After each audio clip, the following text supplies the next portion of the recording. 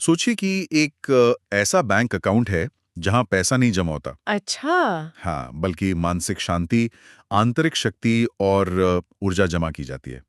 और सबसे मजेदार बात तो ये है कि ये बैंक हमेशा खुला भी नहीं रहता। मतलब इसका एक लिमिटेड टाइम ऑफर चलता है, हाँ, राइट? बिल्कुल। हम लोग रोजमर्रा की जिंदगी में अपनी सेविंग अकाउंट्स, म्यूचुअल फंड्स, इन सब के बारे में तो बहुत सोचते हैं। हाँ, वो तो है। भौतिक सुरक्षा बहुत जरूरी है आज के टाइम में। सही कहा। लेकिन हमारी जो चेतना है, हमारी आत्मा का जो ये अदृश्य बैंक अकाउंट है, अ, उसका बैलेंस क्या है? बहुत ही गहरा सवाल है ये। तो आज के इस गहन विश्लेषण में हम ठीक इसी रहस्य पर बात करने वाले हैं।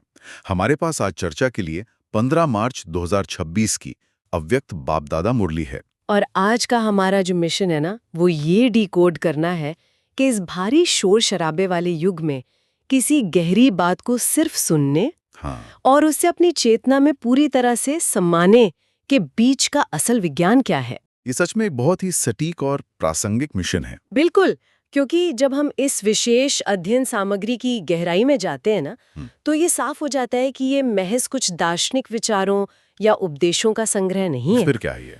ये असल में हमारी चेतना को एक बहुत ही ऊंचे स्तर पर ले जाने और मास्टर त्रिकालदर्शी बनने का एक बहुत ही व्यवहारिक या कहें प्रैक्टिकल ब्लूप्रिंट है। मास्टर त्रिकालदर्शी, ये शब्द ही काफी भारी लगता है सुनने में। हाँ, लेकिन ये हमें सिखाता है कि कैसे हम अपने अंदर चल रहे विचारों की दिशा को, अपनी ऊर्जा को एक नए नजरिए से देख सकते हैं। तो चलिए इस आध्यात्मिक बैंक वाले कॉन्सेप्ट से ही शुरुआत करते हैं। दस्तावेज के बिल्कुल शुरुआती हिस्से में ही अविनाशी खजानों का जिक्र किया गया है। हाँ, और जाहिर है यहाँ सोने चांदी या बिटकॉइन की बात तो हो नहीं रही है। बिल्कुल नहीं। यहाँ मुख्य रूप से 4 खजानों की बात की गई है: ज्ञान, योग, धारणा और सेवा। हम सभी इन शब्दों से वाकिफ तो हैं, लेकिन इस दस्तावेज में इन्हें जिस तरह से एक खजाने के रूप में पिरोया गया है ना, वो थोड़ा अलग लगता है। क्या हम इन चारों के काम करने के तरीके को थोड़ा समझ सकते हैं? जरूर। देखिए, इन चारों को हमें सिर्फ एक लिस्ट की तरह नहीं देखना चाहिए। ये असल में एक के बाद एक जुड़ने वाली कड़ियां हैं। अच्छा, वो कैसे? सबसे पहले आता है ज्ञान का खजाना। हाँ, अब ज्ञान यहाँ सिर्फ इंफॉर्मेशन या डेटा इकट्ठा करना नहीं है। तो फिर क्या है? ये असल में हमारी जो पुरानी सोच होती है ना, जो व्यर्थ संकल्प और सीमित आदतें होती हैं, उनसे मुक्ति पाने का एक टूल है।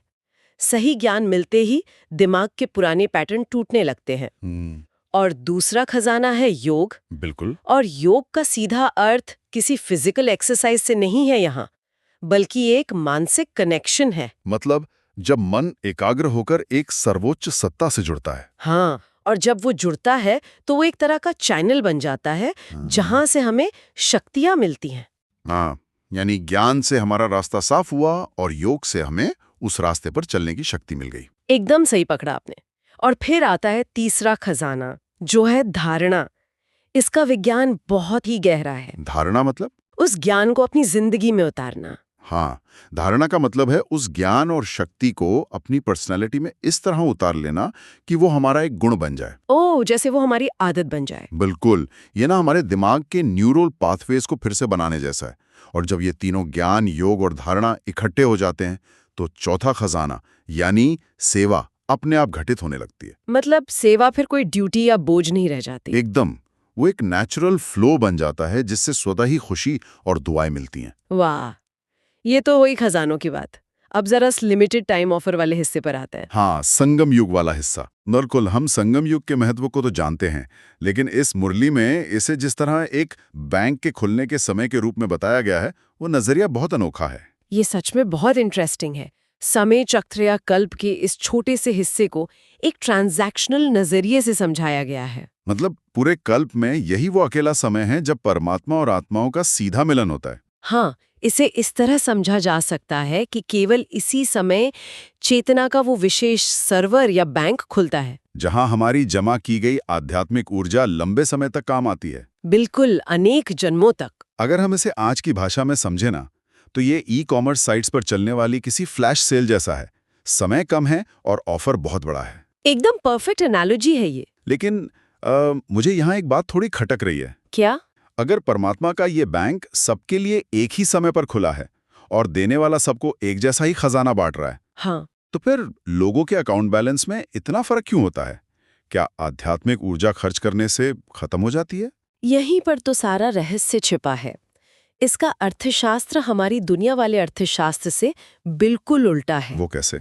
दुनिया में अगर किसी के पास 100 रुपए हैं और वो उसे खर्च कर दे तो उसका बैलेंस कम हो जाएगा, राइट? हाँ, बिल्कुल कम होगा। लेकिन आध्यात्मिक खजाने को बढ़ाने का इकलौता नियम ये है कि उसे कार्य में लगाया जाए, उसे यूज किया जाए। अच्छा, मतलब जितना यूज करेंगे उतना बढ़ेगा। बिल्कुल। बाप दादा यहाँ बहुत स्पष्ट कहते हैं कि खजाना तो सबको समान मिल रहा है, लेकिन उसे बढ़ाने की क्षमता हर इंसान के व्यक्तिगत प्रयास या कहीं पुरुषार्थ पर निर्भर करती है। हाँ, मतलब सिर्फ खजाना मिल गया ये सोच के खुश होना काफी नहीं है। एकदम नहीं। कई लोग खजाना पाकर खुश तो बहुत होते हैं, उन्हें लगता है सब मिल गया, लेकिन फिर वो उसे खाकर खत्म कर देते हैं। खाकर खत्म कर देते हैं, इसका क्या मतलब हुआ? मतलब उन्होंने उस ऊर्जा को सिर्फ अपनी टेम्परेरी खुशी या आराम के लिए इस्तेमाल कर लिया, बस वहीं बात खत्म हो गई। और दूसरी तरफ वो लोग हैं जो इसे बढ़ाते हैं। हाँ, जो लोग इस खजाने पर लगातार अटेंशन देते हैं, जब कोई चुनौती आती है, कोई मुश्किल परिस्थिति आती है, तो वो क्या करते हैं? तब वो उस खजाने को यानी ज्ञान और शक्तियों को प्रैक्टिकल व्यवहार में लाते हैं। ओह, तो जब मुश्किल को ज्ञान के आधार पर पार किया जाता है तो खजाना खर्च नहीं होता बल्कि मल्टीप्लाई हो जाता है। बिल्कुल।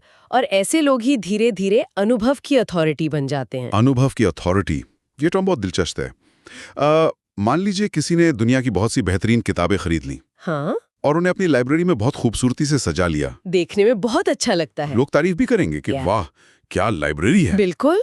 लेकिन क्या महज किताबें सजा लेने से कोई ज्ञानी बन जाता है? बिल्कुल नहीं। किताबें सजाना या सिर्फ उन्हें सुनना एक बात है, लेकिन ज्ञान को समाना, उन किताबों को पढ़कर अपनी जिंदगी के फैसलों में उतारना है। एकदम सही बात है। जब तक हम उस ज्ञान को किसी मुश्किल वक्त में एक औजार की तरह यूज नहीं करते, हम अथॉरिटी कैसे बन सकते हैं? और यही अंतर मुरली में सुनने वालों और समाने वालों के बीच बहुत गहराई से बताया गया है ना। हाँ, सुनना और समाना यानी एब्जॉर्ब करना, ये कॉग्निटिव लेवल पर दो बिल्कुल अलग प्रोसेस है। जो सिर्फ सुनते हैं वो तो बस खुश हो जाते हैं कि वाह क्या ज्ञान था। हाँ, लेकिन जैसे ही उनके जिंदगी में कोई हलचल होती है, कोई उन्हें क्रिटिसाइज कर दे या कोई नुकसान हो जाए, तो वो तुरंत डोल जाते हैं। बिल्कुल, उनका मानसिक संतुलन झट से बिगड़ जाता है। क्योंकि उन्होंने ज्ञान को सिर्फ ऊपरी सतह पर रखा था, जड़ों तक जाने ही नहीं दिया। सही कहा। इसके उलट जो ज्ञान को पूरी तरह समा लेता है, वो हर परिस्थिति में स्थिर रहता है। क्योंकि ज्ञान अब सिर्फ एक विचार नहीं रहा, वो उसका हिस्सा बन गया है। एकदम। इसीलिए बाहर कितनी भी हलचल हो, ऐसा व्यक्ति अचल रहता है। वो समस्याओं से घबराता नहीं है, बल्कि उन्हें अपना खजाना टेस्ट करने का मौका मानता है। बिल्कुल। तो चलिए यहाँ से चर्चा को एक कदम और आगे ले चलते हैं। जब कोई इन खजानों से भरपूर हो जाता है, अनुभव की अथॉरिटी बन जाता है, हाँ। तो उसके बाद क्या बस खुद को शांत कर लेना ही आखिरी मंजिल है? नहीं, ऐसा बिल्कुल नहीं है। क्योंकि मुरली में होलीएस्ट और रिचेस्ट इन द वर्ल्ड, यानी दुनिया की सबसे पवित्र और अमीर आत्माएं, ऐसे बहुत भारी शब्दों का प्रयोग किया गया है। हाँ, सुनने में थोड़ा अजीब लग सकता है। वही ना, एक तरफ हम कहते हैं कि हमें भौतिक संपत्ति का मोह नहीं है और दूसरी तरफ हम ब्रह्मांड के सबसे अमीर लोग हैं। ये तो बहुत कॉन्ट्राडिक्टरी लगता है। ये विरोधाभास या कॉन्ट्रडिक्शन तब दूर होता है जब हम अमीरी की परिभाषा को बदलते हैं। अच्छा, वो कैसे? देखिए, आज दुनिया में बाहर की सुख सुविधाएं तो बहुत हैं, लेकिन अगर ग्लोबल लेवल पर देखें तो लोगों के अंदर बहुत गहरी निराशा और खालीपन है। हाँ, ये तो है। उन्हें किसी नए गैजेट या बड़े बैंक बैलेंस की जरूरत नहीं है। उन्हें आध्यात्मिक शक्ति, सच्ची खुशी और निस्वार्थ स्नेह चाहिए। तो जब कोई अनुभव की अथॉरिटी बनता है तो उसकी जिम्मेदारी बढ़ जाती है। बिल्कुल। वो सिर्फ अपने लिए अमीर नहीं है, वो दुनिया के लिए आशाओं का सितारा बन जाता है। मतलब उसकी आध्यात्मिक ऊर्जा ही उसकी सबसे बड़ी संपत्ति है। हाँ, जिसकी आज दुनिया को सबसे ज्यादा जरूरत है। लेकिन ये जिम्मेदारी पूरी कैसे होती है? दुनिया को इस निराशा से निकालने का कोई तरीका बताया गया है क्या? हाँ, ब्रह्मा बाप की सौगात के रूप में 3 बहुत ही पावरफुल शब्दों का जिक्र है: निराकारी, निरहंकारी और निर्विकारी। ये सिर्फ एडजेक्टिव्स नहीं है, बल्कि विश्व सेवा करने की 3 वैज्ञानिक विधियां हैं: मनसा, वाचा और कर्मणा। तो क्या हम इन्हें थोड़ा डिकोड कर सकते हैं? जैसे मनसा सेवा, विचारों से सेवा कैसे हो सकती है? मनसा सेवा को आप ऐसे समझिए, क्या ये किसी वायरलेस ब्रॉडकास्ट की तरह है? बिल्कुल ऐसा ही है। विज्ञान भी अब ये मानता है कि हमारे विचार एक तरह की ऊर्जा है, वाइब्रेशंस हैं। अच्छा। निराकारी होकर मनसा सेवा करने का मतलब है कि जब हम बिना किसी स्वार्थ के एकदम शुद्ध विचार पैदा करते हैं। तो वो एक फ्रीक्वेंसी बनकर आसपास फैल जाती है। हाँ, और वो उन निराश आत्माओं तक एक सूक्ष्म शक्ति के रूप में पहुंचती है। वाह। और दूसरा है निरहंकारी होकर वाचा से सेवा। इसका मतलब है कि जब हम बोलते हैं तो हमारे शब्दों में मैंपन या ईगो की कोई मिलावट ना हो। क्योंकि अहंकार रहित शब्द ही सीधे दिल तक पहुंचते हैं। एकदम सही। और तीसरा है निर्विकारी होकर कर्मणा सेवा। जिसका मतलब शायद ये है कि हमारा व्यवहार और हमारे काम इतने शुद्ध हों कि हम दूसरों के लिए रोल मॉडल बन जाएं। बिल्कुल, हमारे कर्म ही हमारे गुणों का दान बन जाए। यह इंडिविजुअल ग्रोथ और वर्ल्ड सर्विस का कितना गजब का तालमेल है। हाँ, आपको दुनिया बदलने के लिए कहीं झंडा लेकर बाहर जाने की जरूरत नहीं है। आपका हर शुद्ध विचार और निस्वार्थ कर्म ही दुनिया का माहौल बदल रहा है। बिल्कुल, लेकिन यहाँ एक बड़ा ही प्रैक्टिकल सवाल उठता है। क्या? दुनिया की उम्मीदों का तारा बनना, मनसा वाचा कर्मणा से विश्व की सेवा करना, हर हाल में अचल रहना, ये सब सुनने में तो बहुत महान लगता है। हाँ, लेकिन करने में? वही तो, क्या ये बहुत थका देने वाला नहीं है? आम जिंदगी की भागदौड़, नौकरी, परिवार, इन सब के बीच कोई इतना भारी पुरुषार्थ लगातार कैसे कर सकता है? ये सवाल बहुत ही स्वाभाविक है।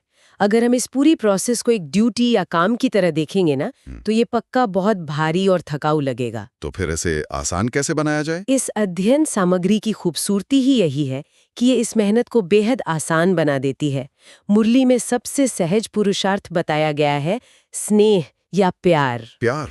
हाँ, जब परमात्मा के प्रति और इस आध्यात्मिक यात्रा के प्रति बहुत गहरा स्नेह होता है, तो बड़ी से बड़ी मेहनत भी मोहब्बत में बदल जाती है। ये तो साइकोलॉजी का भी नियम है। जब इंसान किसी चीज से प्यार करता है तो उसके लिए घंटों काम करना भी बोझ नहीं लगता। एकदम सही। और मुरली में ये भी कहा गया है कि स्नेह के सागर में सिर्फ डुबकी लगाकर बाहर नहीं आना है, बल्कि उसी में समाना है।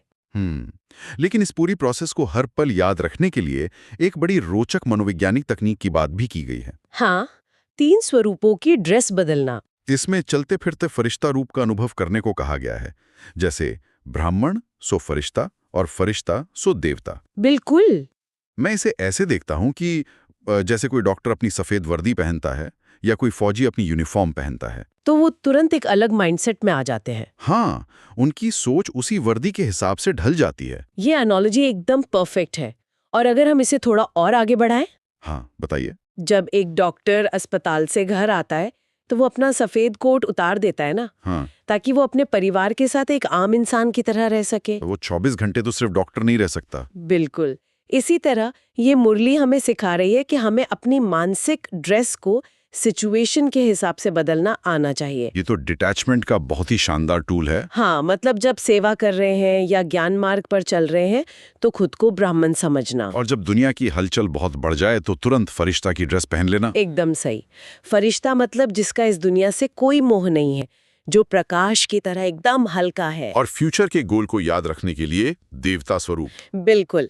मानसिक स्तर पर ये ड्रेस बार बार बदलने से हम दुनिया के उलझनों से ऊपर उठ जाते हैं। और जब कोई लगातार स्नेह में समाया रहता है और ये ड्रेस बदलने का अभ्यास पक्का कर लेता है, तो वो एक बहुत ही ऊंची मानसिक स्थिति में पहुंच जाता है, जिसे मास्टर त्रिकालदर्शी कहा गया है। हाँ। अब हाँ, आमतौर पे लोग त्रिकालदर्शी का मतलब निकालते हैं कि जो भूत, वर्तमान और भविष्य देख सके, जैसे कोई ज्योतिषी। हाँ, लेकिन यहाँ भविष्यवाणियां करने से इसका कोई लेना देना नहीं है। तो यहाँ इसका प्रैक्टिकल अर्थ क्या है? मास्टर त्रिकालदर्शी होने का मतलब है साक्षीपन या एक पूरी तरह से डिटैच्ड ऑब्जर्वर। अच्छा। इसे ऐसे समझिए, जब हम कोई भी विचार या कर्म एक मास्टर त्रिकालदर्शी बनकर करते हैं तो हम उस कर्म की गहराई को समझ जाते हैं। मतलब हम उस एक पल में ये देख लेते हैं कि ये सिचुएशन क्यों आई और मेरे रिएक्शन का क्या रिजल्ट होगा। बिल्कुल, हम पूरा चित्र यानी होल पिक्चर देख लेते हैं। और जब इंसान को पूरी पिक्चर देख जाती है तो गुस्सा या निराशा जैसी चीजें अपने आप खत्म हो जाती हैं। एकदम सही। इस क्लैरिटी की वजह से कोई भी कर्म व्यर्थ नहीं जाता और इंसान सही मायनों में कर्म बंधन से मुक्त हो जाता है। वो कर्म तो कर रहा है लेकिन उसमें फंस नहीं रहा। हाँ, और इसी आजादी को कर्मातीत अवस्था कहा गया है। ये तो सच्ची आजादी है और इस आजादी से ही पैदा होती है निर्भयता। बिल्कुल। इसे समझाने के लिए मुरली में एक आर्म्ड गार्ड या सशस्त्र चौकीदार का बहुत ही बढ़िया उदाहरण दिया गया है। हाँ, वो उदाहरण बहुत इम्पैक्टफुल है। सोचिए, रात का अंधेरा है और एक पहरेदार खड़ा है। अगर उसके पास हथियार नहीं है तो वो हर आहट से डरेगा। पत्ते के खड़कने से भी डर जाएगा वो। बिल्कुल। लेकिन अगर उसके पास एक शक्तिशाली हथियार है और उसे यकीन है कि यह हथियार किसी भी दुश्मन को भगा देगा, तो वो एकदम निर्भय होकर अपनी ड्यूटी करेगा। इसी तरह जब किसी इंसान के पास सर्व शक्तियों रूपी शस्त्र होता है तो वो जिंदगी की किसी भी मुश्किल या दुश्मन से नहीं डरता। ये उदाहरण हमारी आज की लाइफ पर बहुत गहरी चोट करता है। हम बाहर से सुरक्षा ढूंढते हैं, लेकिन सच्ची निर्भयता भागने में नहीं है। तो आजादी कहाँ है? आजादी इस बात में है कि हम इसी दुनिया में रहें, सारे कर्म करें, लेकिन मास्टर त्रिकालदर्शी बनकर और सर्व शक्तियों से लैस होकर। बिल्कुल। और इस पूरी चर्चा का जो सबसे बड़ा सार है वो इसके आखिर में दिए गए एक छोटे से स्लोगन में छिपा है। हाँ, वो स्लोगन सच में दिमाग की बत्ती जला देता है। क्या है वो स्लोगन? जिसके पास हद की इच्छाओं की अविद्या है, वही महान संपत्तिवान है। ये अविद्या शब्द ना यहाँ बहुत ही पावरफुल है। इसका मतलब ये नहीं है कि आपको अपनी इच्छाएं दबानी है। तो इसका क्या मतलब है? इसका मतलब है कि असली अमीर वो है जिसे ये पता ही नहीं है कि सीमित इच्छाएं या हद की इच्छाएं क्या होती हैं। उसे उनका ज्ञान ही नहीं है। वाह, ये तो एक बहुत बड़ा पैराडाइम शिफ्ट है। बिल्कुल। आज का समाज हमें सिखाता है कि संपत्ति का मतलब है ज्यादा से ज्यादा इच्छाएं करना और उनके पीछे भागना। बिल्कुल। लेकिन ये आध्यात्मिक विज्ञान कुछ और ही कह रहा है। हाँ, ये बता रहा है कि महान संपत्तिवान वो है जो इन सीमित इच्छाओं से परे जा चुका है। जब इंसान के अंदर कुछ पाने की सीमित इच्छा नहीं रहती और वो पूरे विश्व के कल्याण में लग जाता है, तब वो ब्रह्मांड का सबसे अमीर इंसान बन जाता है, क्योंकि उसका आध्यात्मिक बैंक अकाउंट फुल हो चुका है। तो अगर हम आज के इस पूरे विश्लेषण को समेटें तो हमने बहुत कुछ अनपैक किया है आज। हाँ, काफी कुछ गहराई से समझा हमने। हमने संगम युग के उस लिमिटेड टाइम बैंक के बारे में जाना जहां ज्ञान, योग, धारणा और सेवा के खजाने जमा होते हैं। और ये भी समझा कि सिर्फ किताबों को लाइब्रेरी में सजाने या सुन के खुश होने से कुछ नहीं होगा। ज्ञान को अपनी चेतना में समाना होगा और मुश्किल वक्त में उसे टेस्ट करके अनुभव की अथॉरिटी बनना होगा। बिल्कुल। और हमने मनसा, वाचा और कर्मणा के पीछे का विज्ञान भी देखा। ब्राह्मण, फरिश्ता और देवता की मानसिक ड्रेस वाला कॉन्सेप्ट भी बहुत प्रैक्टिकल था। हाँ, वो टूल हमें दुनिया में रहते हुए भी डिटैच्ड रहना सिखाता है। और मास्टर त्रिकालदर्शी बनकर हम कैसे कर्म बंधनों से आजाद हो सकते हैं, ये भी जाना। तो अब से जब भी कोई मुश्किल परिस्थिति आए तो उसे मुसीबत ना समझें, उसे एक टेस्टिंग ग्राउंड माने। बिल्कुल, ये देखने के लिए कि हमारे आध्यात्मिक बैंक में कितना खजाना जमा है। क्या हम हलचल में आते हैं या स्थिर रहकर परिस्थिति को बदल देते हैं? एकदम सही।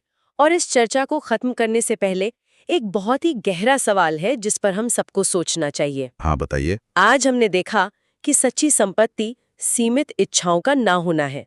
तो जरा सोचिए, आज की जो हमारी चिंताएं हैं, स्ट्रेस है, क्या वो सच में बाहर की सिचुएशंस की वजह से है या फिर ये हमारी अपनी ही हद की इच्छाओं की वजह से पैदा हो रहा है? अगर आज हम अपनी इन सीमित इच्छाओं के अकाउंट को खाली कर दें तो क्या हमारा आध्यात्मिक खजाना खुद ब खुद फुल नहीं हो जाएगा? उफ, ये सच में एक ऐसा सवाल है जो बहुत देर तक हमारे साथ रहने वाला है। बिल्कुल। बैंक अकाउंट सिर्फ पैसों का नहीं होता, हमारी चेतना का भी होता है। और ये चॉइस हमारी है कि हम उसमें क्या जमा कर रहे हैं। एकदम सही।